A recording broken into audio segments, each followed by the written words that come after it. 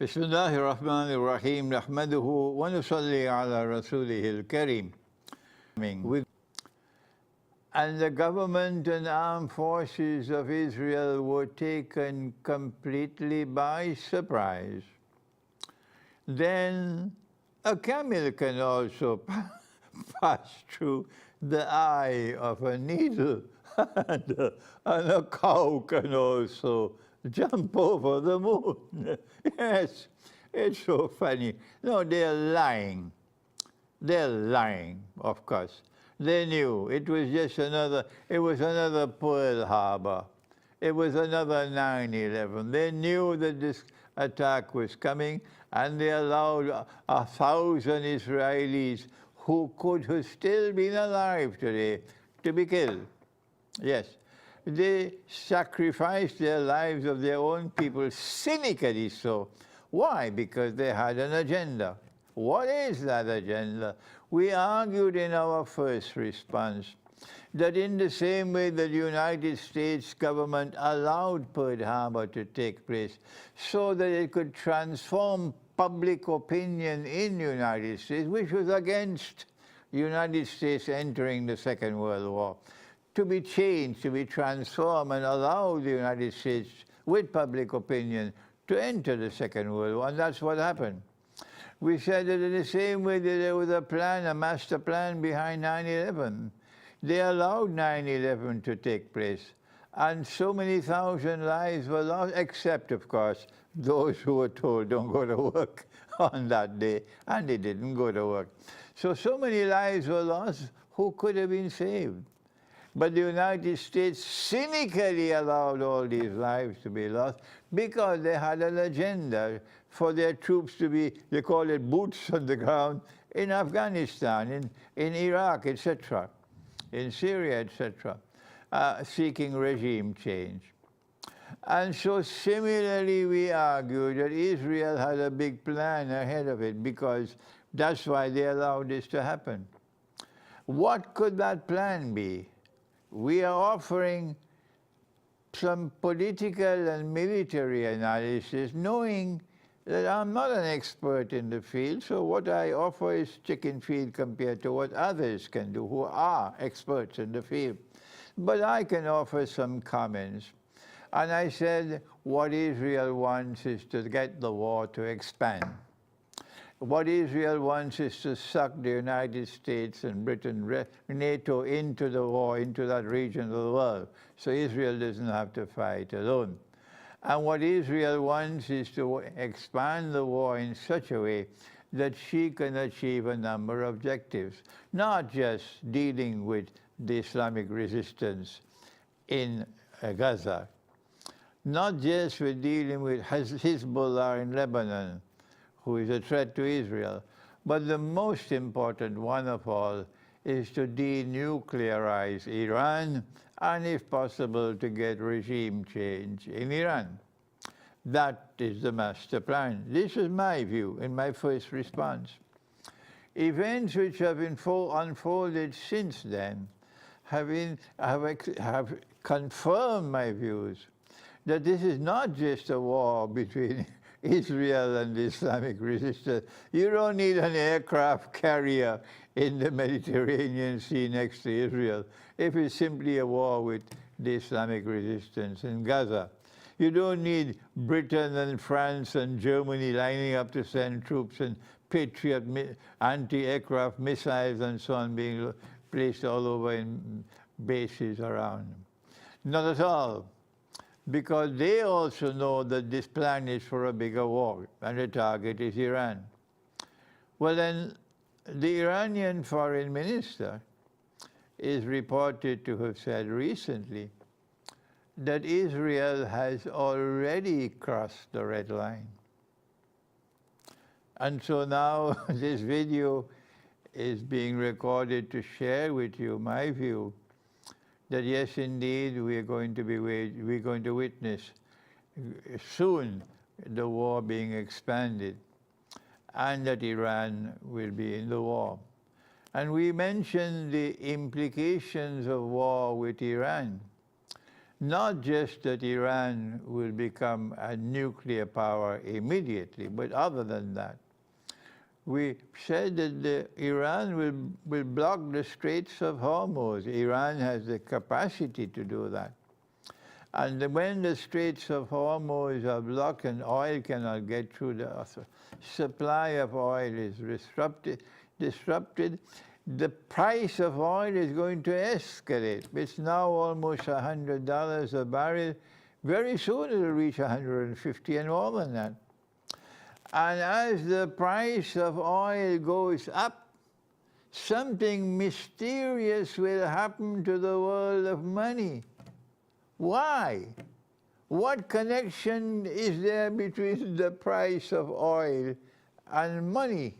Answer, it's bogus money. It's fraudulent money. It's haram money being used by all of us today, all of us.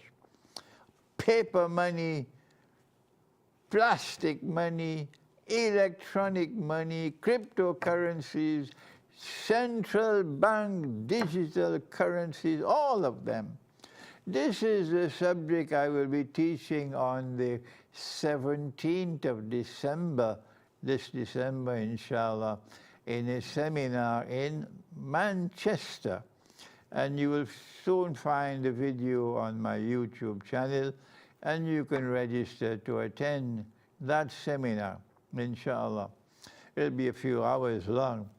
So all of these money are bogus and fraudulent and haram. And I have been teaching this subject for 25 years now. And I am correct in my views on money. But our scholars don't seem to share the same view with me. They will never say that this money is haram. The institutions of Islamic learning producing the scholars, they are called the Jamia, like Jamiatul Azhar in Egypt. Or they're given the name Darul Ulum, or the House of Knowledge. And they are proliferating all over the world. You have so many of them in Britain now. And they are ominously silent on the subject of money, and they will have to answer on Judgment Day. So what's going to happen when you have bogus money? Answer, as the price of oil goes up, all the money of the world will go down.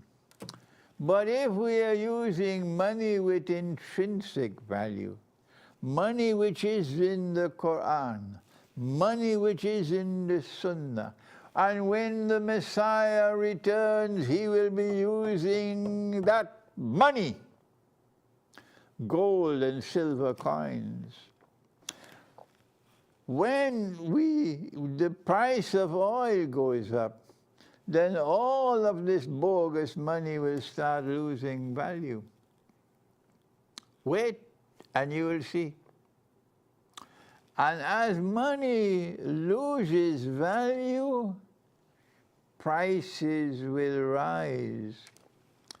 Constantly rising prices is called inflation. But this will not be gradual inflation that's coming when this war expands. It will be dramatic inflation. And when that happens, it will validate this Islamic eschatology that we've been teaching, and our critics have been criticizing and criticizing and criticizing. Ah, yes, that dramatic inflation that's coming will validate what we've been teaching in Islamic eschatology, and the world that is listening and viewing will know that you are bogus in your scholarship. And so prepare for dramatic inflation. How do we prepare for dramatic inflation? Number one, if you can get out of paper money and transform it into gold and silver, do that. You should have been doing that long ago. Number two, it's not just gold and silver which can be used as money. When there's a shortage of gold and silver, what will our prophet do? They don't care for this. But he would use wheat, he would use barley, he would use dates, he would use salt. And we would use sugar as well. We would use rice with the haspadi rice. Any one of these articles of food consumption, which are in an abundant supply in the market and have a shelf life, can be used as money instead of gold and silver. When bogus money is collapsing and inflation is ripping us off and reducing us to poverty and to destitution, as happening in Pakistan. The other thing we can do is to use barter. Barter still is a form, but it has its limitations, barter. We should stock up on non-perishable food from now. Once you listen to this video, go and buy non-perishable food, tin food.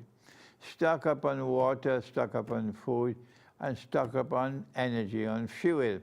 If you get wood, you can at least use wood for cooking. I use wood when I roast my fish. I roast my fish. I don't use charcoal. I use wood. And I make sure that the flame does not touch the fish. No, the fish is cooked with the heat. And I know that it is the smoke, because there's a lid for the charcoal grill. And when I put down the lid, it's the smoke which gives the taste to the fish, yes. So I'm telling this to you just to prepare you for tomorrow, which is around the corner, of dramatic inflation coming to the world, because now it seems that war with Iran is inevitable. Thank you. Wassalamu alaikum wa rahmatullahi wa barakatuh.